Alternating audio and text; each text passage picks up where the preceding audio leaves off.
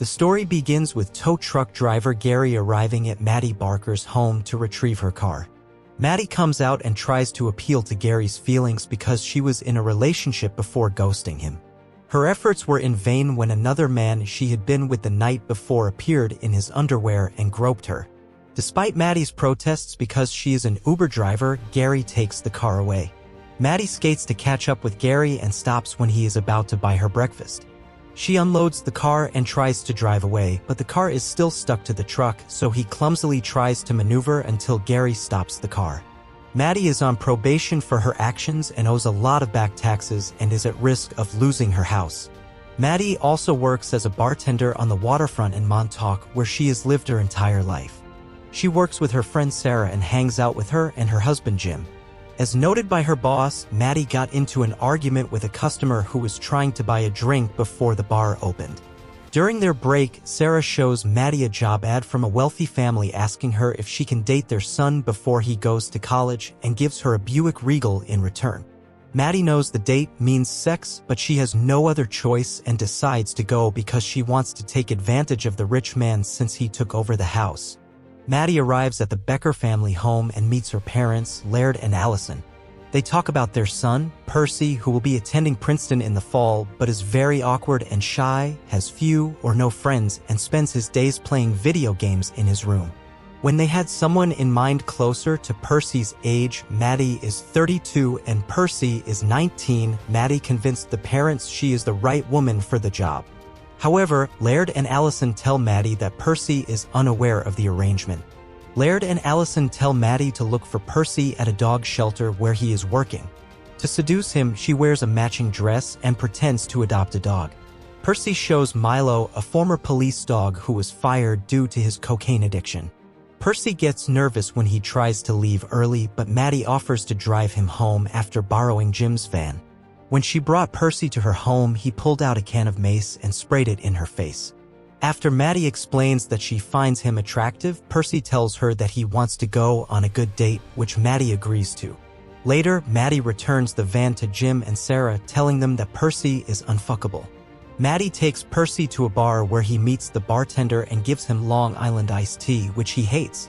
A man named Travis appears, who seems to have dated Maddie. He shows off her wedding ring, saying that chasing Maddie is the best thing that ever happened to him and warns Percy not to get attached to her. Later, Maddie goes to the beach with Percy to go skinny dipping. He is reluctant, but Maddie convinces him to join her. A short time later, 3 drunk teenagers arrived and stole their clothes, including their wallets, mobile phones, and keys. Maddie emerges from the water and begins to fight until all 3 teenagers give up and return the objects. When Maddie returns to the water, Percy tells her that something is wrong with her. She leaves and starts driving, but Percy, still without clothes, demands his phone back. When Maddie won't give it back, he jumps on the hood of her car and she drives off. The police saw them and pursue, but Maddie, fearing she will lose her driver's license if caught, speeds away and evades the police by crossing the tracks before the train can hit them. Maddie tries to seduce Percy again and takes him to her home. She tries to give him a sexy dance and she eagerly ties him up until she sees a rash on his back, linked to anxiety. Maddie rubs lotion on his back as he talks about his history, including how his classmates made fun of him for sleeping in his parents' bedroom and spreading rumors that he had sex with them. That is why he doesn't like going out. Maddie also shares some embarrassing memories with Percy. Former classmate Doug Kahn, now a real estate agent, comes to Maddie's house hoping to sell her house for full price. Maddie refuses because she still has plans to save her house. Percy asks Maddie to spend the day with him for a real date, and she agrees. They go to the arcade and win prizes before Maddie gets kicked out for messing with another kid. They pass a lighthouse where Percy asks Maddie to kiss him, and although it's a little awkward, Maddie lets him.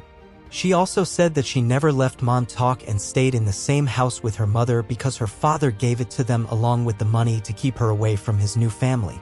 She then visits Percy's former nanny, an elderly man named Jody. He suspects something has happened to Maddie, but Maddie says she's scared because he is creepy for being a male nanny to a teenage boy. Later, Maddie and Percy go out to dinner at a fancy restaurant as part of a prom date since neither of them attended the prom. After he says he can play, she encourages him to play the piano, and he goes up and plays the song "Man-Eater" for the whole restaurant to hear, earning applause and cheers. Maddie was also very impressed.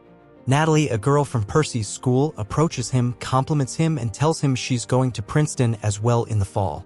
Natalie invites Percy to a party for other students heading to Princeton, but Maddie tries to stop him, fearing that he will sleep with Natalie or another woman. Despite Maddie's objections, Percy says he wants to go. Maddie and Percy take a limo to the party, and Maddie sets off to find Percy wandering among the teenagers, and Maddie thinks she is too old to be there. Maddie eventually finds Percy in bed with Natalie, but he's sick because of drinking and taking ibuprofen. Maddie tries to make him throw up until the parents of the kid hosting the party arrive and tell Maddie she has to leave. Percy accidentally hits Maddie in the throat while trying to defend her. After they leave, Percy says he's ready to have sex with Maddie in the limo, but after he tells her he loves her, she realizes he's too drunk and refuses to go through with it. Laird and Allison notice that Percy seems happier and more outgoing and attribute this to his new girlfriend. However, Percy says he won't go to Princeton anymore because he wants to be close to Maddie.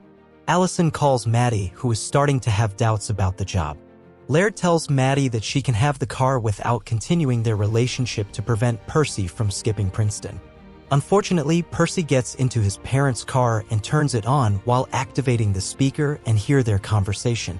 It broke his heart when he was hearing that Maddie wanted the car without having to sleep with him. Maddie came to lunch to meet Percy's parents. He starts drinking wine and being passive-aggressive before taking his Buick into the woods with his colleague Crispin. They threw a stone onto the gas pedal, which led to crashing into a tree, and it falls on top of the car. When Percy returns home, he and Maddie decide to have sex and get it over with, but before he can get inside her, he ejaculates on her thigh. He tells her that he knows everything and that he does not want to see Maddie again and that she will live in Montauk for the rest of her life. Later, Gary gets the beaten-up Buick to Maddie because her name was on the papers. While Percy sits in his room playing video games, she has to continue her Uber duties in her messed-up car. Percy doesn't answer Maddie's texts or calls. After saving enough money to fix her car and pay her bills, Maddie celebrates with Jim and Sarah, but they announce that they are moving to Florida for the baby. Sarah is pregnant. Maddie is upset when she realizes she will be all alone. Later, Maddie contacts Doug and decides to accept his offer to sell her house. She plans to move to California and sell the house to Jim and Sarah so they can stay and raise the baby there. Maddie realizes Percy is at the Princeton mixer and goes to find him. Even when she tries to explain herself, he refuses to talk to her. She climbed on the hood of his car, like he did to her, and he drives off with her hanging on. They end up driving through the beach where Maddie catches fire from a grill before Percy drives into the water. He starts to panic and looks for Maddie before tearfully apologizing to each other. After they reconcile, Maddie says she's moving to California and Percy is happy for her. He also says that, despite the contrary, his loss of virginity remains significant.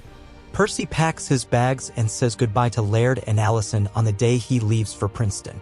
Maddie arrives at his house to drive him there before going to California and surprises him by revealing that she adopted Milo.